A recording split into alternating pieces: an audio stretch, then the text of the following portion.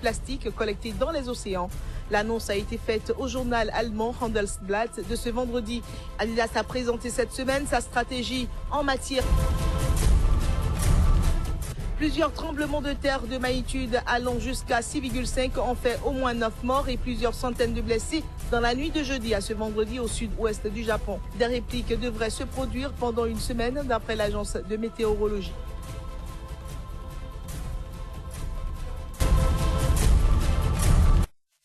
Nous allons donc entrer dans le vif du sujet du jour qui est la gestion des forêts au Bénin. Nous avons donc dans ce studio notre invité, Monsieur Maxime Agossou. Il est juriste spécialiste en gestion de l'environnement. Il est également président donc d'une ONG. Il nous en dira plus dans quelques instants. Bonjour donc et bienvenue donc sur ce plateau, Monsieur Agossou, Maxime. Bonjour Madame Sacramento. Voilà. Alors, juste après cette virgule, démarre le débat.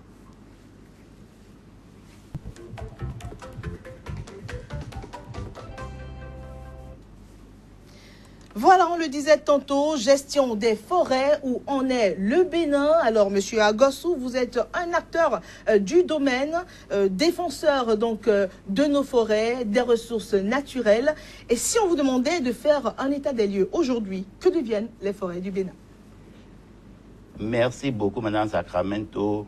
Je commencerai par remercier Sika TV d'avoir invité le groupe national de travail pour un développement durable au Bénin, qui est une ONG qui s'occupe de la gestion durable des forêts et de la certification forestière. Où en sommes-nous aujourd'hui par rapport à la gestion durable de nos forêts? Je commencerai par dire que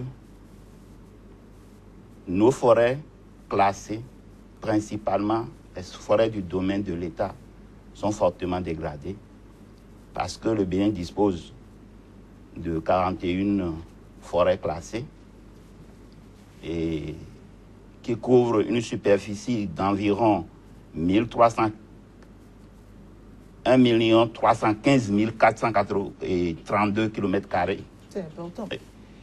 Et ces forêts, dont la plupart sont sous aménagement participatif, parce que le Bénin a opté pour une gestion participative de ses ressources naturelles.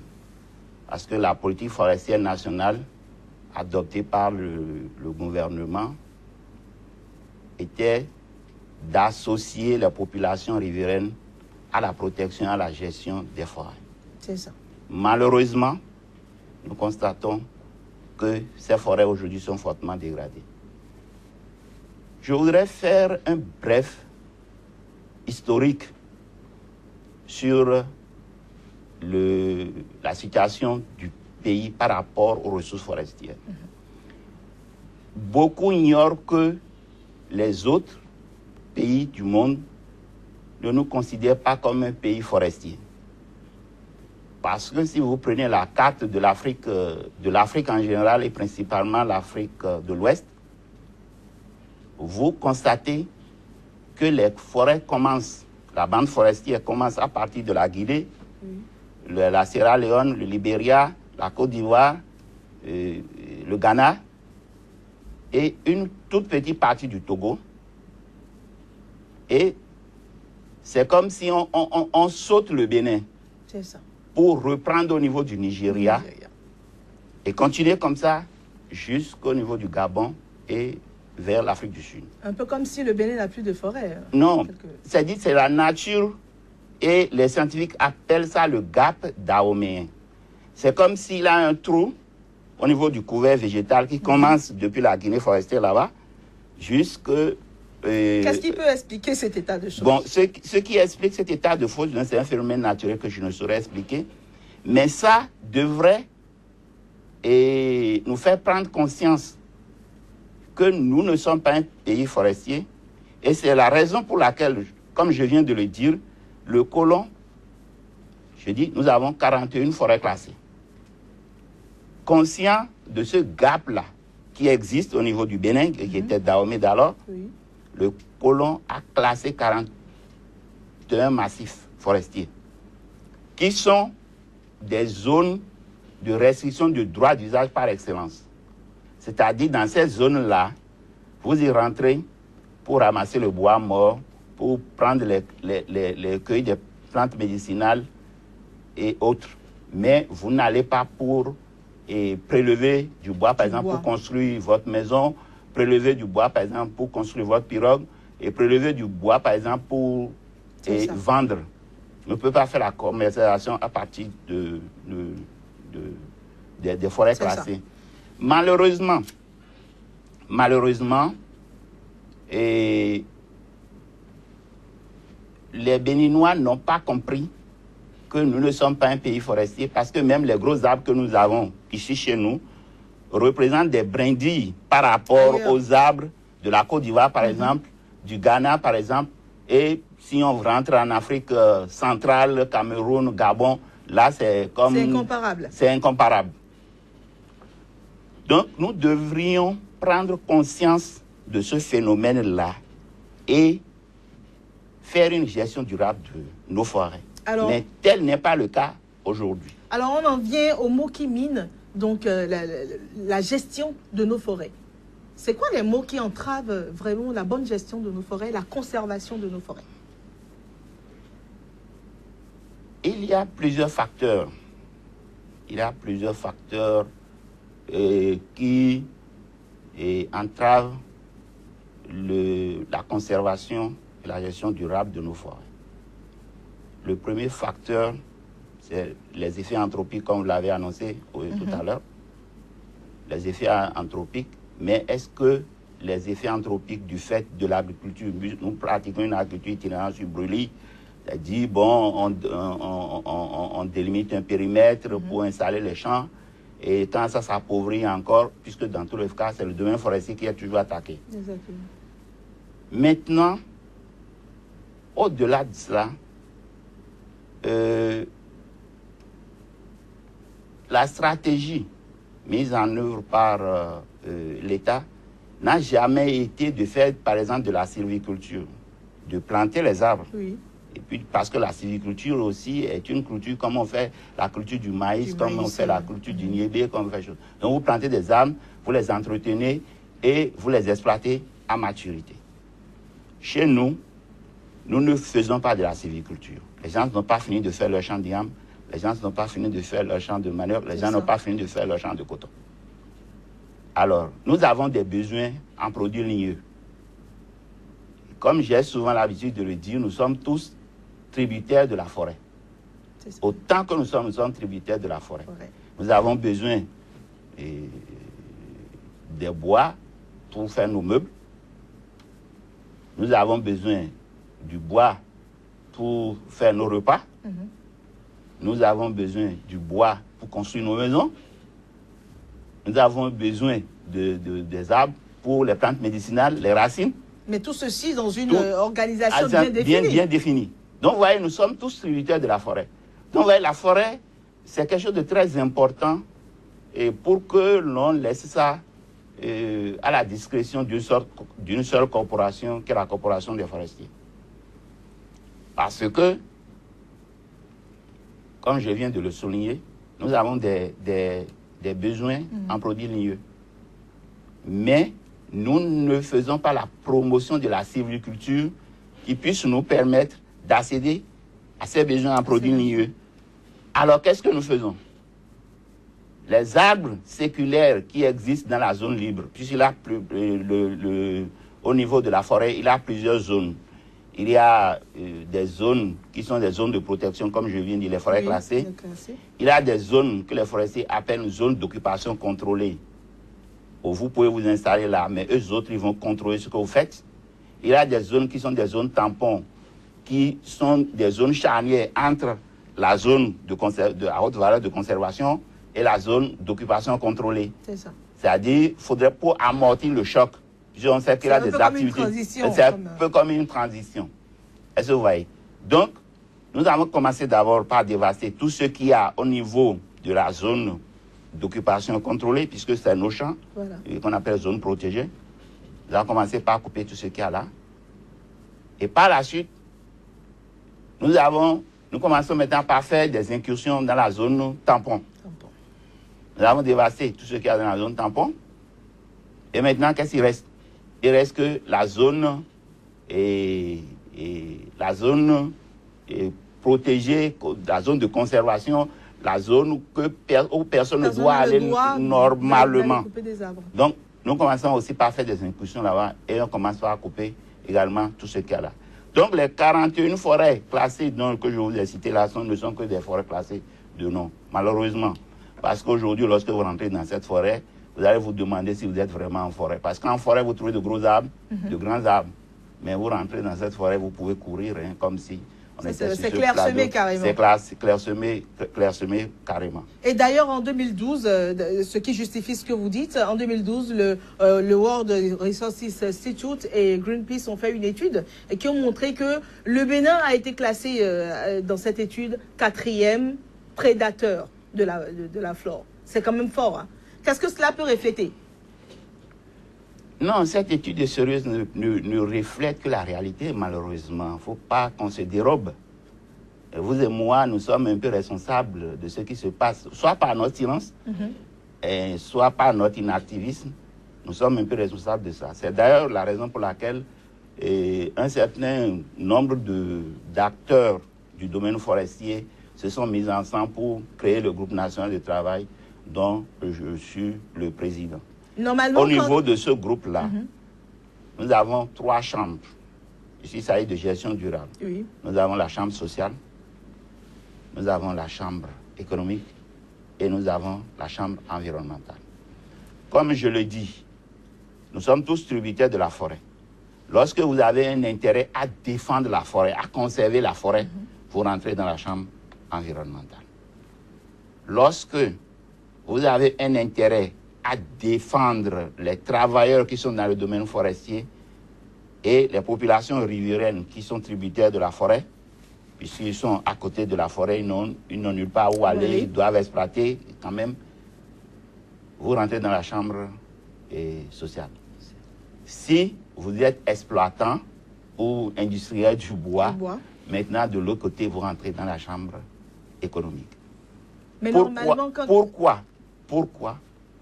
Parce que il est question de prendre conscience de cette réalité et retracée par le rapport dont vous venez de parler.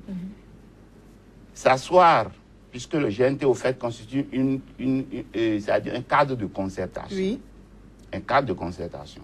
Parce que nous sommes dit, nos forêts sont dégradées. Nos forêts sont dégradées. Nous faisons les plans d'aménagement. Comme je vous ai dit, pratiquement les 41 forêts classées sont sous aménagement. Hein. Oui. Or, normalement, une forêt sous aménagement doit quand même être une forêt gérée durablement. Mais malheureusement, lorsque la forêt est sous aménagement, c'est en ce moment que cette forêt est plus dégradée que lorsqu'elle n'était pas sous aménagement. Est-ce que vous voyez? Donc, quel changement est-ce que vous avez déjà apporté? Le changement que nous avons apporté, c'est ça, j'en viens, c'est que nous nous sommes dit, au fait, lorsque nous faisons les plans d'aménagement, nous n'avons pas d'outils pour mesurer l'aménagement que nous faisons. C'est ça. Nous n'avons pas d'outils. Alors, nous avons pris des contacts au niveau de l'Organisation internationale des bois tropicaux, l'OIBT, et qui nous reconnaît comme une initiative nationale et qui veut faire la promotion de la gestion durable de la forêt. Alors l'OIBT a appuyé alors le Bénin à travers nous pour que nous puissions élaborer ce que nous appelons les principes, critères et indicateurs de gestion durable.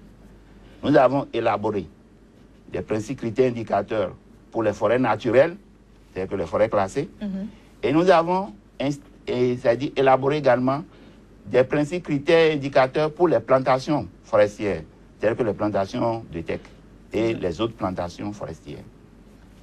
Et aujourd'hui, lorsque vous dites que vous faites de l'aménagement d'une forêt, nous sommes en mesure de venir faire ce qu'on appelle un audit forestier pour vous dire, vous gérez bien. Il y a des points que vous devez améliorer. C'est ça. Il y a des points qui sont vraiment non conformes. Et nous sommes en mesure de le dire. Ces deux documents constituent pour nous la pierre angulaire de la gestion durable. Parce que ça ne va pas, ça ne va pas, ça ne va pas. Alors, qu'est-ce qu'il faut faire pour que ça s'arrête? Ça c'est important de répondre à cette question. Mais pensez-vous qu'au plan national, l'essentiel est fait par nos décideurs pour remédier à ces problèmes? Au plan national, bon, je vais répondre par oui ou par non. Vous écoutez. De façon théorique, sur papier, tout baigne dans lui. Mais dans la pratique, vous avez parlé d'une... Parce qu'il y a eu une loi qui a été votée sur la réglementation du commerce du bois en 2012. Oui, il y a la réglementation du bois. Il a la loi, et depuis 2093, d'ailleurs, la loi portant un régime des forêts, qui indique tout ce que nous devons faire dans le domaine de la gestion durable des forêts. Qu'est-ce qui bloque l'application réelle? Ce qui bloque l'application réelle, je vais vous dire, il y a deux phénomènes. Il y a, est-ce que je dois l'appeler comme ça? Il y a la pression politique. Il y a la pression politique dans le domaine forestier, malheureusement. La pression vient d'où? Sur qui? Est-ce que... La pression politique exercée pour... Sur les forestiers, vous voulez dire? Sur les agents forestiers. Parce que d'accord, il y a des brebis galeuses dans toutes les corporations du monde. Absolument. Mais dites-vous qu'au Bénin, il y a encore des forestiers qui sont prêts à faire leur travail. Malheureusement, c'est comme quand on dit une tomate pourrie dans un panier de tomates, ça contamine les autres. Ça contamine les autres, mais il y a des forestiers quand même qui font du beau travail. Donc, vous considérez qu'au plan national... il y a des forestiers qui font leur travail, qui continuent de le faire. D'ailleurs, s'ils ne le faisaient pas, les deux documents que nous avons élaborés, c'est en liaison avec les forestiers. Mais l'État lui-même constitue un obstacle. L'État lui-même constitue un obstacle. L'État lui-même constitue un obstacle au niveau des autorités ministérielles, au niveau des autorités parlementaires, au niveau des autorités communales. Moi, j'ai été saisi qu'il y a des honorables députés à l'Assemblée nationale qui sont des exploitants forestiers. Alors, imaginez le pauvre lieutenant des eaux et forêts aller dénoncer, aller nous raisonner, par exemple, un camion transportant du bois frauduleusement appartenant à un élu local, communal, etc. Vous pensez qu'il peut rester à ce poste forestier?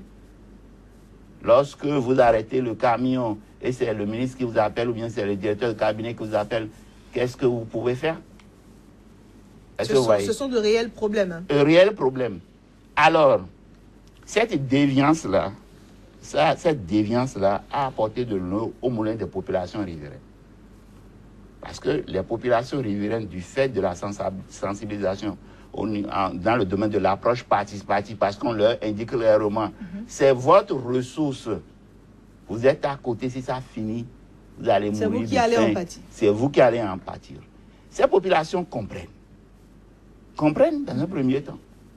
Mais subitement, lorsque l'en haut du milieu, qui est soit à l'Assemblée nationale, soit au niveau de la commune, donne le mauvais exemple, alors lui aussi, il voudra bien faire comme lui. Voilà. Est-ce que vous voyez? Et des fois, ce phénomène-là, il manifeste leur mécontentement, soit en mettant le feu à la forêt, ou bien en faisant exactement comme les autres font, en faisant aussi des coupes frauduleuses, compte tenu du fait qu'aujourd'hui, dans toutes nos campagnes, il y a des expatriés avec des conteneurs qui sont à la recherche de billes de bois. Oui. Donc, eux aussi ils vont dans cette logique-là. Ça devient une vraie salade. Ils vont dans cette logique-là. Donc, fondamentalement, c'est les deux points. Les deux problèmes cruciaux. Les deux problèmes cruciaux qui ne sont pas insurmontables, au fait, parce que dans tous les cas, aujourd'hui, nous n'avons plus de forêt à couper. Tout est terminé. Tout est terminé. Alors, que pensez-vous de cette journée nationale de l'arbre? Journée nationale de l'arbre, cette année 2016, on en sera en juillet à la 32e édition. 32e édition. Est-ce que vous pensez que cela apporte vraiment une solution au problème? Il suffit de planter les arbres. Qu'est-ce que vous pensez réellement de... de cette journée-là? Madame Sacramento, je peux vous affirmer que si la journée nationale de l'arbre n'existait pas, il fallait l'inventer. Parce que c'est une journée au cours de laquelle, vous savez, lorsque vous coupez un arbre, vous devez remplacer. Mais les autres coupes ne remplacent pas. Donc c'est une occasion qui est donnée aux populations de remplacer ce que les autres ont coupé et ce qu'eux-mêmes ont coupé. C'est ça. Est-ce que vous pensez qu'il suffit de remplacer? Est-ce qu'il suffit de mettre en terre des plants? Non, j'en viens. La journée nationale de l'arbre est une très belle initiative. C'est une très belle initiative. Et, comme vous le dites, il faut remplacer l'arbre. Mais le tout ne suffit pas de mettre l'arbre en terre. Il faut l'entretenir. Il faut l'entretenir. Et le protéger contre les bêtes sauvages, contre d'autres prédateurs, pour que l'arbre puisse grandir et devenir exploitable. C'est là où se situe le problème. Après avoir mis l'arbre en terre, comment se fait l'entretien? Comment se fait la protection? Normalement, on devait déjà avoir la réponse à toutes ces questions depuis 32 ans bientôt que nous célébrons cette journée de l'arbre. C'est ça que je vous dis, Madame Sacramento. Je vous dis, si vous vous souvenez très bien, le président Kérékou, il a planté pas mal d'hectares. Que sont devenus ces arbres? Justement, je vous dis. Et tout n'est pas, disons, détruit du fait de la divulgation des animaux ou bien chose. Il y a des arbres qui ont survécu, qui sont exploitables aujourd'hui. Les arbres qui ont survécu, qui sont exploitables aujourd'hui. Mais ce que je vous dis, c'est que malheureusement, lorsque nous faisons la journée nationale de l'arbre, et comme je vous l'ai indiqué plus tôt, lorsque nous faisons la journée nationale, nous délimitons une parcelle, nous faisons le reboisement là-dessus. Et si les populations s'énervent, et c'est comme les étudiants, hein, lorsqu'ils s'énervent, ils commencent à jeter les cailloux un peu partout, même au niveau de leur propre bûche. Donc ils mettent le feu. Ils mettent le feu. Et lorsqu'ils mettent le feu, il y a des arbres, lorsqu'il y a le feu qui passe, c'est terminé. C'est à reprendre. On reprend à zéro. En résumé, vous trouvez que c'est une magnifique initiative. Magnifique initiative. Mais qu'est-ce qu'il faut y apporter pour que réellement cela donne les fruits escomptés? C'est ça le truc. Parce qu'on en est à la 32e édition, on a comme impression qu'on n'évolue pas malgré les plantations d'arbres, la journée de l'arbre. Qu'est-ce qu'il faut apporter à cette célébration-là pour la rendre plus profitable à la longue? Et je crois que vous êtes très pessimiste, mais moi je ne suis pas de cet avis. Non, il ne s'agit pas d'être pessimiste. Parce que si vous prenez par exemple Cotonou ici, il y a des artères sur lesquelles vous allez voir du caïcédra, des kayas, qui sont là aujourd'hui, qui sont mutilés malheureusement par les populations. Ils n'attendent même pas que ça devienne un gros pot, enlever les écorces, parce que les écorces ont des propriétés médicinales. Et ces arbres ont été mis au cours d'une journée de l'arbre. Est-ce que vous êtes d'accord avec moi? Donc je vous dis, c'est vrai, c'est-à-dire la quantité que nous mettons en terre, la quantité qui survit est infime. Mais c'est une initiative à promouvoir. Il faut désormais responsabiliser les populations, surtout les communes. Et il y a d'ailleurs un projet, qu'on appelle le projet de gestion des forêts communales, qui a été financé par la BAD, dans le sud Bénin et le centre, où on a pu aider les communes à disposer aujourd'hui de forêts, de plantations et forestières, de teck ou bien d'acacia ou bien d'autres essences, hein, qu'elles-mêmes ont choisi, qui existent. C'est ça. Donc il faut souhaiter que, une fois que ces arbres sont mis en terre, il faut les entretenir, il faut les protéger. C'est ça le plus important. C'est ça le plus important. C'est ça. Alors voilà, nous avons été entre-temps rejoints par notre second invité, le docteur Placide Clédio, qui est à présent dans ce studio. Bonjour docteur, bienvenue, merci de nous rejoindre. Bonjour. Alors nous en étions à parler de la gestion des forêts, où en est rendu donc le Bénin. Alors, on parle du projet 10 millions d'âmes, 10 millions d'arbres. Qu'est-ce que vous pensez de ce projet-là? Ça fait plusieurs années qu'on y est. Est-ce que vous pensez que cela a vraiment contribué à remédier au problème de la déforestation? Merci madame. Bon, 10 millions d'arbres, 10 millions d'arbres, c'est en réalité un bon programme, sinon une version améliorée de tout ce qui se faisait. Seulement, j'ai suivi un peu ce que l'autre disait tout à l'heure, c'est l'entretien qui cause problème. Alors vous allez remarquer que souvent on met l'arbre en terre avec une quantité de compost ou bien d'engrais, pas d'engrais, une quantité de terreau. Hein, à l'origine, une petite quantité. Et c'est ça qui sert de base jusqu'à la fin de croissance de l'arbre. C'est vraiment mauvais. Donc lorsqu'on met l'arbre en terre, il faut vraiment l'entretenir. Il faut apporter ce qu'il faut pour que l'arbre puisse vraiment grandir et jouer le rôle que l'arbre est appelé à jouer dans l'environnement. Est-ce que vous pensez que les autorités qui ont initié ce projet n'ont pas connaissance de ce qu'il faut pour entretenir les arbres après les avoir mis en terre? Tout à fait, tout à fait. Ils savent ce qu'il faut faire. Vous savez qu'un projet naît, grandit et puis meurt. Il meurt. Alors, au niveau de la naissance du projet, c'est ça qu'ils ont eu à faire. Maintenant, au niveau de la croissance, il y a quand même de la matière à apporter pour qu'il y ait vraiment croissance harmonieuse de l'arbre. Et c'est là on a un peu de problème. Sinon, c'est un peu décourageant lorsqu'on commence par dire que bon, rien n'est fait et qu'ils n'ont pas planté. Non. Depuis qu'on a commencé, ça joue un grand rôle. Quelque chose a changé. Quelque chose a changé, on a planté quand même. Et il y a eu des arbres quand même qui ont eu à suivre. Même sur le plan national, si vous prenez le projet de l'ONAB, en réalité, les Allemands étaient venus pour planter les tecs et 20 ans après, ils sont revenus pour exploiter. C'est ça. Donc, on ne peut pas dire que bon... que rien n'est fait. Non. Voilà, non. Exactement.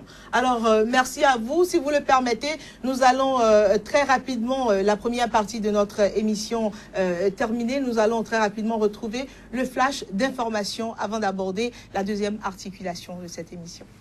Classée ville la plus polluée du monde, selon un classement de l'Organisation mondiale de la santé en 2014, New Delhi expérimente ce vendredi, et ce pour 15 jours, la circulation alternée. C'est la seconde fois de l'année que l'Inde tente d'améliorer la qualité de l'air dans la capitale la plus polluée du monde.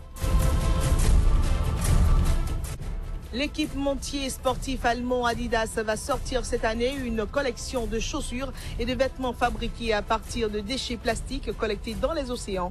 L'annonce a été faite au journal allemand Handelsblatt de ce vendredi. Adidas a présenté cette semaine sa stratégie en matière.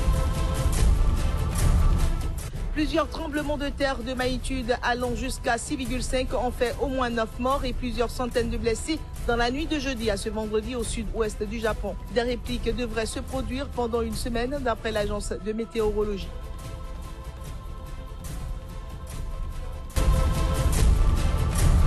C'était donc là le flash d'information, mesdames et messieurs. Nous allons passer dans quelques secondes à notre deuxième sujet du jour qui porte sur le Conseil des ministres du 13 avril dernier, suspendant l'exportation du bois ainsi que les agréments d'exploitation des produits forestiers. Mais ce sera juste après cette virgule.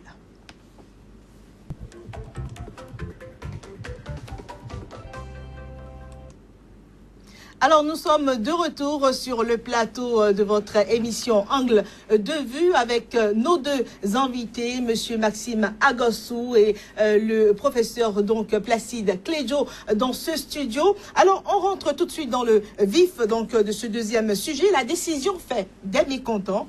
Quelle analyse pouvez-vous en faire déjà, Monsieur Placide Clédio? Toute décision, il y a toujours des mécontents. Enfin, c'est pour régler un problème. Hein, et sur le plan environnemental, la décision, elle a bienvenue parce qu'on ne peut pas continuer comme ça par exploiter sans pouvoir remplacer. Donc, la suspension, ce n'est pas pour interdire jusqu'à la fin, mais c'est de réglementer en fait. Alors, je voulais faire remarquer que dans les pays où les arbres sont les ressources naturelles de ce pays, on ne peut pas empêcher ces pays-là, comme le Gabon par exemple, d'exploiter les arbres. Mais ce qu'on demande, nous en environnement, ce qu'on demande, lorsque vous prélevez, il faut remplacer. C'est tout. Donc ce qui est fait par le gouvernement, ce n'est pas pour faire des mécontents en fait, c'est pour réglementer.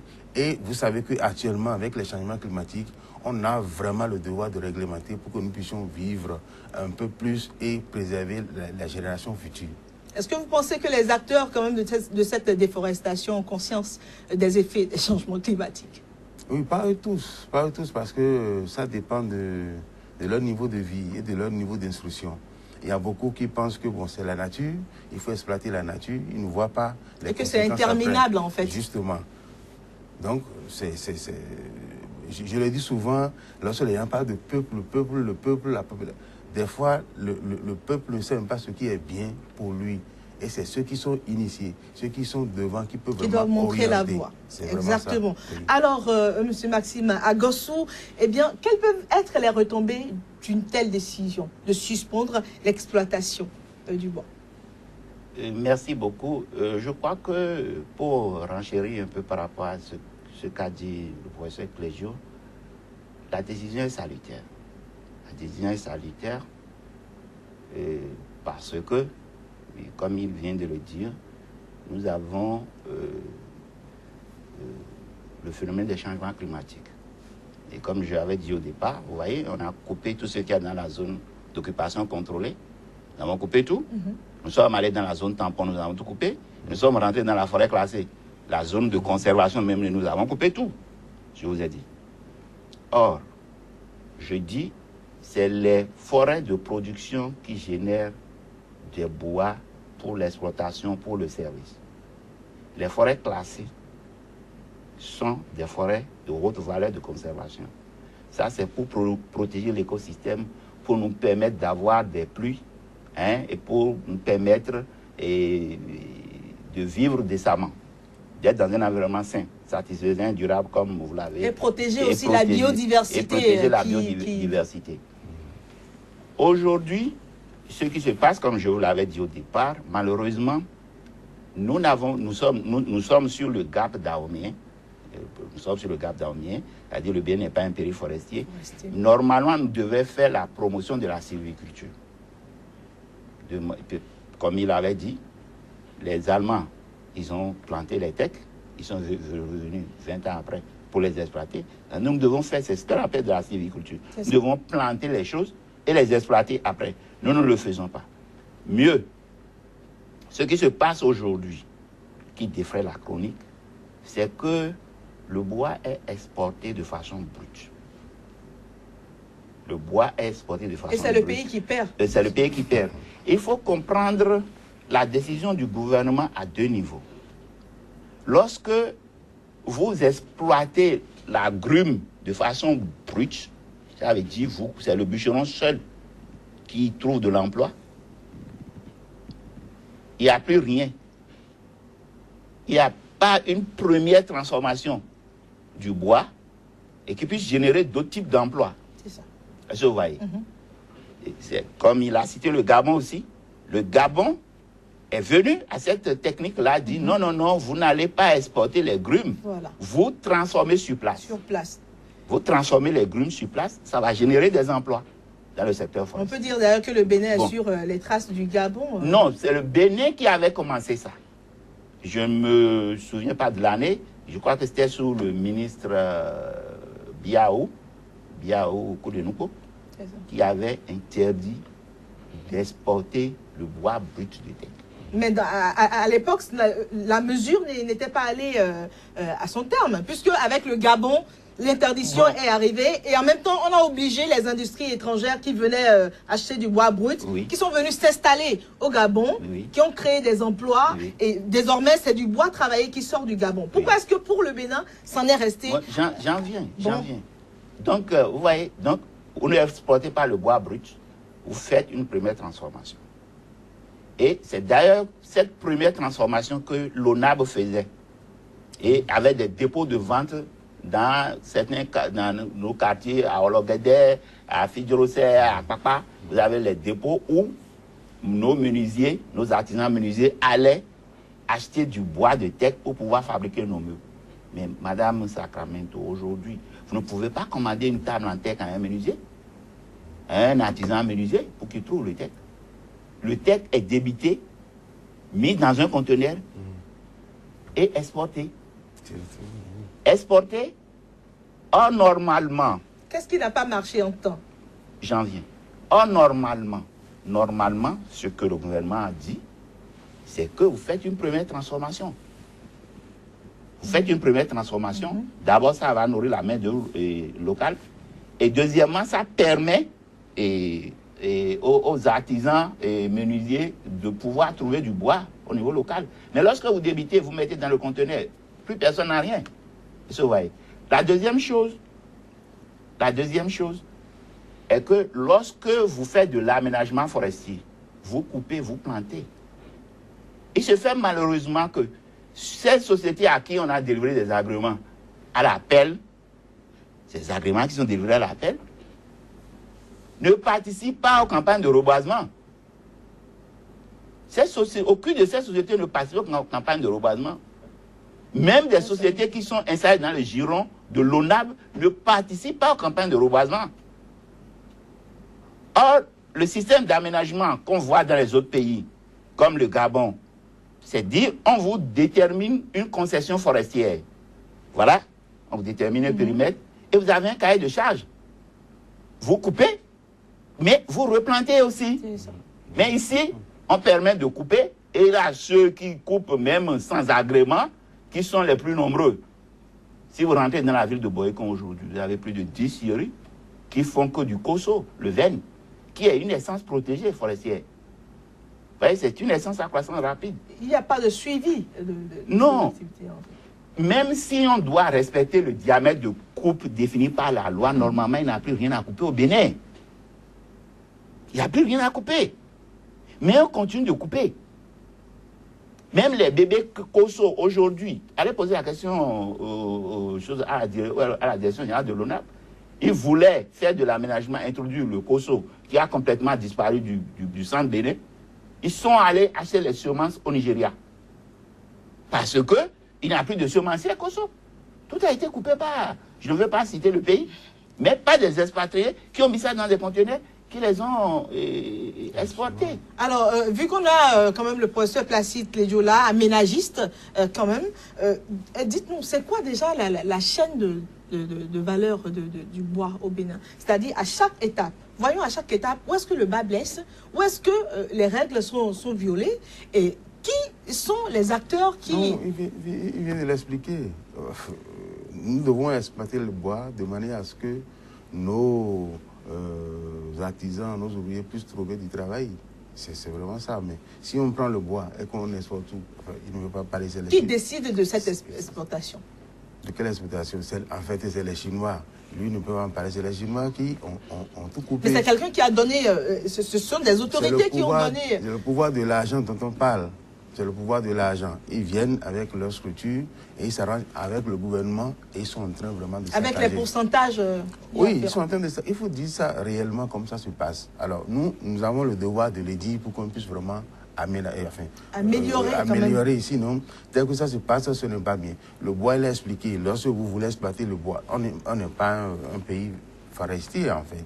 Donc, tel qu'on a remarqué, l'autorisation qui est donnée, il y a une grosseur qui est donnée pour que vous puissiez exploiter le bois. On a dépassé, il n'y a plus d'arbres maintenant qui atteignent ces grosseurs-là. Mais tout ce qui est en dessous, on les coupe. Alors, même si vous coupez et que c'est transformé sur place, ça veut dire que les artisans peuvent trouver du travail avec. Ce n'est pas ça. On met ça, les billes...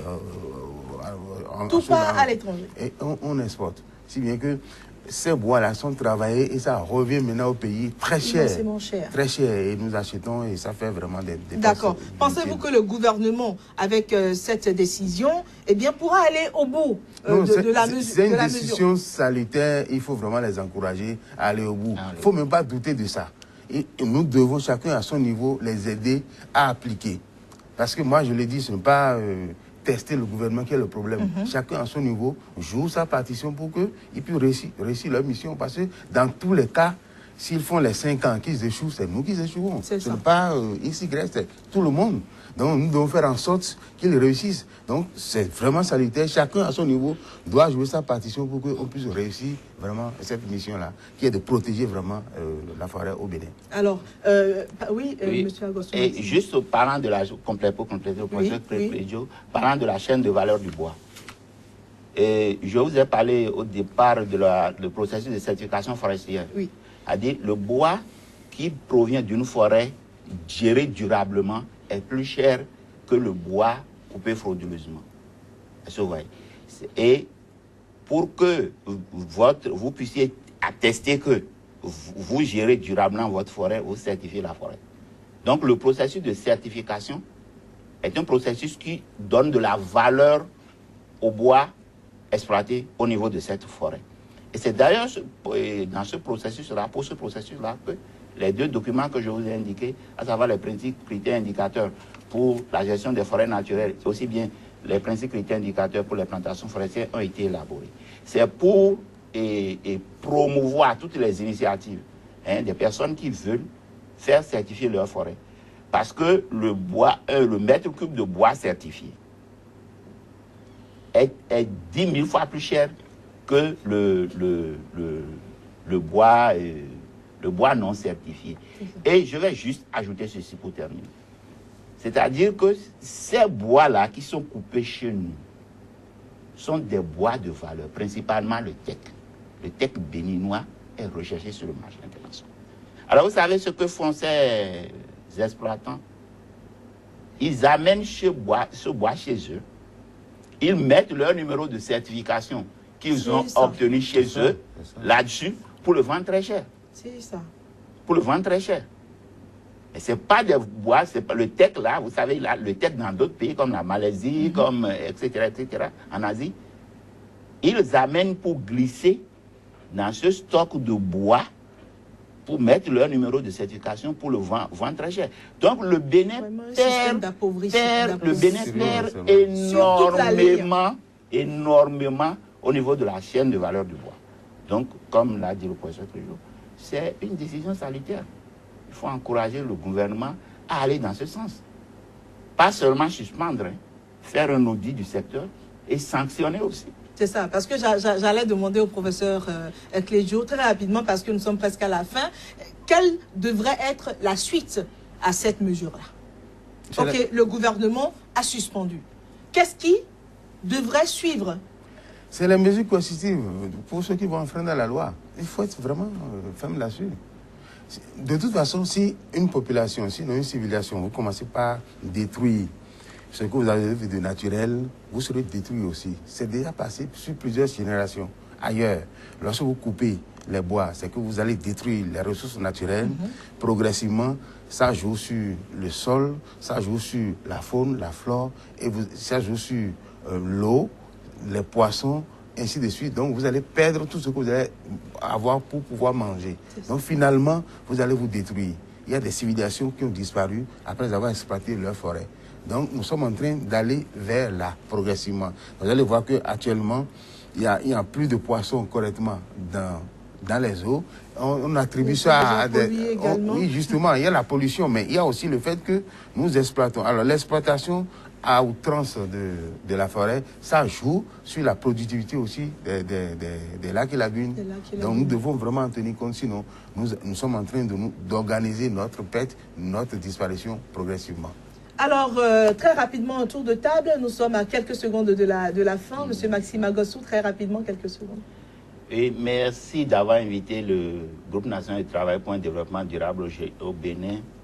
Et je voudrais inviter tous les acteurs, autant qu'ils sont, et qui sont tributaires de la forêt. Comme je l'ai dit, nous sommes tous tributaires de la forêt. Absolument. À rejoindre le groupe national de travail, comme je vous ai dit, il a 3 chambres. Il y a la chambre environnementale pour toutes les personnes qui veulent faire la promotion de la conservation de notre biodiversité. Il y a du travail là-bas pour eux, pour que nous continuions la sensibilisation. Ceux qui sont les exploitants forestiers eux-mêmes, ils n'ont qu'à venir dans la chambre économique. Et ceux qui sont préoccupés par le bien-être des populations riveraines, des choses, ils n'ont qu'à venir. Votre appel est entendu. Okay. Merci, monsieur Maxime Agossou, professeur Placide Clédio. Oui, je voulais seulement dire, bon, la table sur laquelle nous travaillons, vous savez, cette table-là, c'est des tables importées, mais c'est des déchets. Et à l'intérieur, vous avez des produits cancérigènes. Alors, sur le plan national, nous sommes en train de faire en sorte qu'on puisse réaliser cette table-là aussi, avec nos déchets. Et ça se fait sur le campus. Donc, je voulais, dans la protection de la forêt, ils n'ont qu'à passer au centre Vadera, ils verront que nous pouvons réaliser cette table-là directement ici. Merci, professeur. Merci. Vraiment, merci à vous deux d'avoir accepté partager donc ces moments avec nous. C'est donc la fin de ce numéro de votre émission Angle de vue, je rappelle, qui a porté sur donc la gestion des forêts, où en est le Bénin, et également nous avons fait nous avons revu donc la décision prise en Conseil des ministres du 13 avril dernier qui suspendait donc l'exportation du bois ainsi que les agréments d'exploitation de produits forestiers. Ravi d'avoir été avec vous. Au revoir.